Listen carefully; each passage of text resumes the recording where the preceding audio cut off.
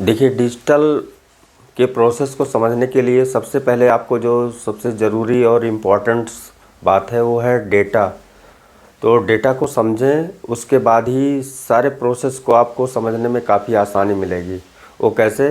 देखिए, कोई भी मान लीजिए हमारे साउंड हुए, यानी कोई भी साउंड या हमारे विजन, पिक्चर, इमेज कोई भी है, उसको पहले समझ लीजिए कि अगर आवाज़ हुआ या कोई भी चित्र हुआ, इमेज हुआ, वो इलेक्ट्रिकल वेव फॉर्म में कन्वर्ट होते हैं। यानी जो हमारी विद्युत होती है, यानी जो वोल्टेज होते हैं, उसमें वो कन्वर्ट हो जाते हैं। जैसे आपके कोई भी इमेज बनते हैं या कोई भी पिक्चर बनते हैं या आपके जो वॉइस निकल रहे हैं, वो सारी चीज़ें क्या होती है, एक इलेक्ट्रिकल वेव फॉर्म में चेंज हो जाती हैं। और इसी को जो है डेटाबेस पे जो है ये डिकोड करके हम इसको जो है रेडी करते हैं, चाहे सॉफ्टवेयर या किसी मेथड से किसी सिस्टम को तैयार करते हैं। इसी बेस पे सारे प्रोसेस काम करते हैं। तो इसी को हम समझने से पहले इस चीज़ को जानना ज़रूरी होता है। यानी इस सिस्टम को समझने से पहले आपको इस डेटा को समझना ज़रूरी है। देखिए, जैसे यहाँ पे ये हमारा पिक्सल है, पिक्सल में टीएफटी है। टीएफटी हमारा एनपीएन, पीएनपी दोनों हो सकते हैं, ये कंपनी की डिज़ाइन के ऊपर निर्भर करता है। लेकिन यहाँ पे हम इसके प्रोसेस को समझेंगे। इसमें देखिए, ये सोर्स है, ये ड्रेन है, ये गेट है, ठीक। ये पिक्सल है। अब पिक्सल के गेट पे ड्रेन पे लगा ये पिक्सल आरजीबी। ये अभी एक ही बता रहे हैं कैसे काम करता है। इसके साथ जुड़ के जो है कई चीज़ों की मतलब एक एक लाइन बनती है, लेकिन पहले इसको समझें। अब ये आरजीबी जो है 3 कलर, इसी 3 कलर में सारे कलर छुपे हैं कि अब इसको चलाने के लिए यहाँ से जो डेटा हमारे जाएंगे वो क्या होगा कि ये जो है डेटा जो है इसमें ऑन ऑफ के बेस पे होंगे। ऑन ऑफ क्या? 0 1, यानी 0 ऑफ है, यानी लो लॉजिक है, और 1 क्या है? हाई लॉजिक है, ऑन है। तो ये ऑन ऑफ के मेथड से सारे काम करते हैं। अब आपको माइंड में आएगा कि एक बार ऑन और एक बार ऑफ, इससे कैसे होगा? यानी ऑन या ऑफ, ऐसा नहीं। इसके प्रोसेस को ज़रा सा और डीपली समझें। जैसे हमारा 1 1 1 1 1 मान लीजिए कई बार हुआ, 5-6 काउंट हुए 1 1। ये क्या होगा? जैसे जैसे 1 1 होंगे तो जैसे क्या होगा, इसके टाइम पीरियड बढ़ते जाएंगे। जैसे आपको यहाँ पर बताया था ना, ये प्रोसेस, ये जो एलबीडीएस बस वोल्टेज हमारे हैं लेवल, ये क्या है कि बीच में जो यहाँ देख रहे हैं ये वोल्टेज डेटा है।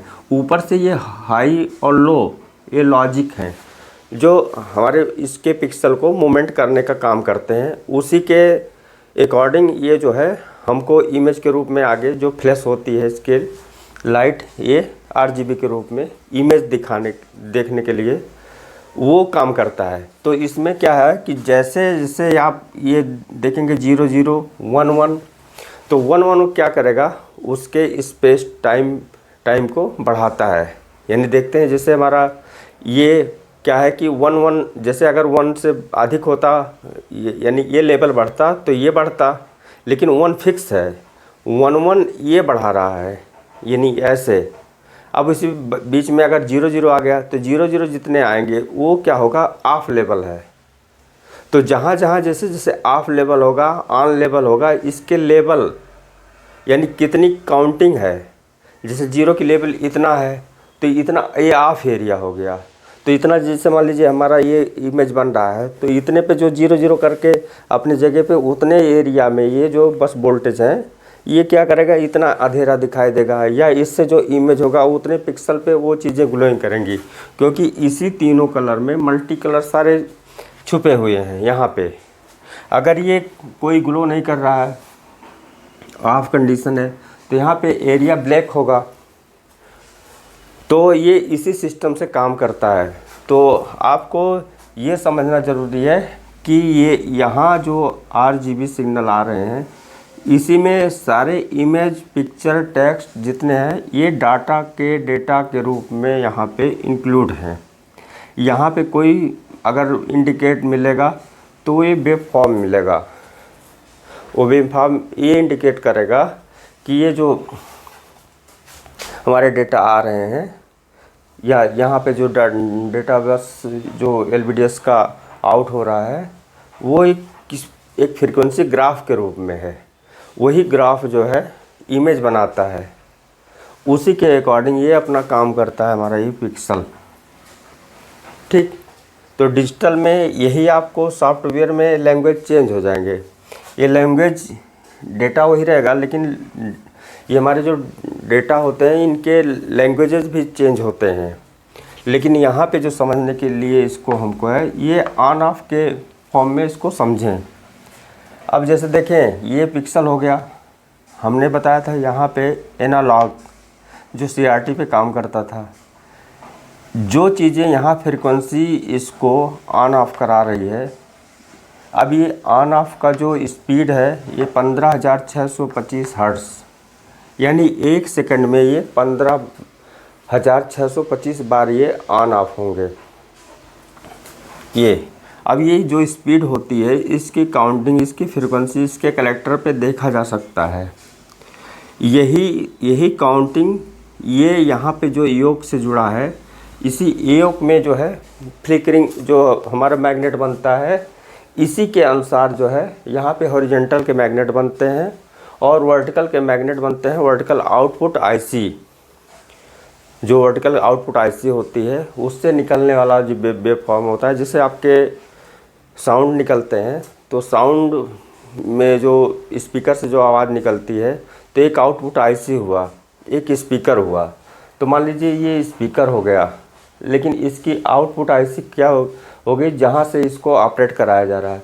फिर उसके बाद देखिए जैसे साउंड में स्पीकर हो गया, स्पीकर से आवाज़ निकल रही है, उसके बाद आउटपुट IC जो यहाँ से आउटपुट का काम कर रही है, उसके फिर और पहले जाइए इनपुट जहाँ पे वो सिग्नल इन हो रहे हैं, आप जैसे माइक से बोलते हैं वो वहाँ इनपुट सिग्नल हुआ।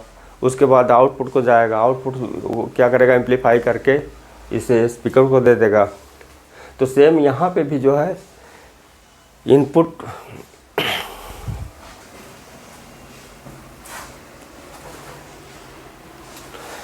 थोड़ा प्रॉब्लम है, देखिए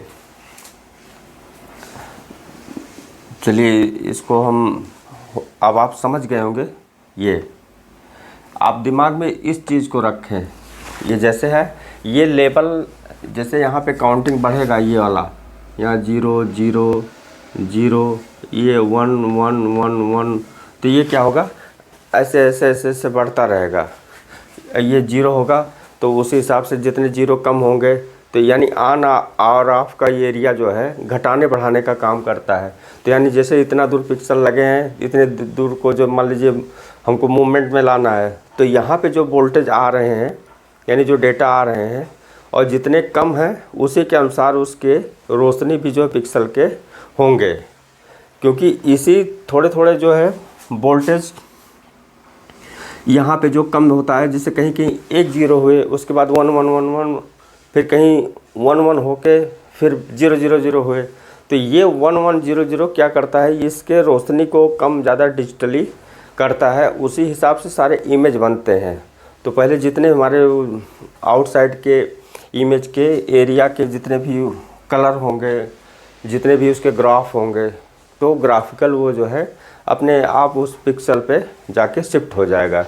इसलिए आप देखते हैं कि इसकी एक मैपिंग होती है, यानी इसका जो माप होता है, अगर मैपिंग आउट है तो देखिए पिक्चर सही से नहीं शिफ्ट हो पाता अपने जगह पे, तो मैपिंग भी क्लियर करना पड़ता है। रिजोल्यूशन होता है सबके, और रिजोल्यूशन के हिसाब से जो है इसके सेटिंग होती है। तो ये सब सारे मेथड को समझ के हम आगे बढ़ते हैं। तो आज की वीडियो में बस इतना ही, मिलते हैं नेक्स्ट वीडियो में। और यहाँ पर देखें, ये जैसे कुछ लोगों का क्वेश्चन था कि यहाँ पे ही क्यों बर्न होता है, तो ये बर्निंग पॉइंट जो है यहाँ पे ये इसलिए है कि आप ज़रा सा समझें बात को, कि जो वोल्टेज यहाँ से आउट हो रहे हैं, तो वोल्टेज दोनों पास पास हैं, हाई वोल्टेज हैं, सबसे ज़्यादा लोड इस पे पड़ता है। लेकिन ये लोड क्या है कि इसके अनुसार यहाँ पे ऑपरेट हो रहे हैं 2 कप, और ये जो काम हो रहा है सब इसी वोल्टेज के द्वारा हो रहा है। अचानक कहीं पे अगर इसके कोई लोड बढ़ा या कहीं पे कोई फ्लिकरिंग हुई तो ये क्या होगा, जहाँ सबसे वीक कमज़ोर पॉइंट होगा, जैसे आपके घर में जितने भी वो लगे हैं सिस्टम या कोई भी केबल है, तो देखिए सबसे पहले फ्यूज क्यों उड़ते हैं। फ्यूज सबसे कमज़ोर पॉइंट है, यानी पूरी केबल नहीं जलेगी, आपका फ्यूज ब्लोन हो जाएगा। तो सेम कंडीशन ये है कि यहाँ सबसे वीक पॉइंट है, इसीलिए इसके अगर यहाँ पे कहीं भी लोड बढ़ते हैं या कोई बात होती है तो यहाँ तुरंत बर्न हो जाते हैं। बर्न का कंडीशन यहाँ पे फोल्डर आते हैं और मॉइस्चर के कंडीशन में भी जो है ये चीज़ें होती हैं। लेकिन अगर यहाँ पे भी प्रॉब्लम आते हैं या यहाँ कोई बात होती है तो जो सबसे कमज़ोर वीक पॉइंट होगा वहीं पे इसकी बर्निंग पॉइंट हो जाती है।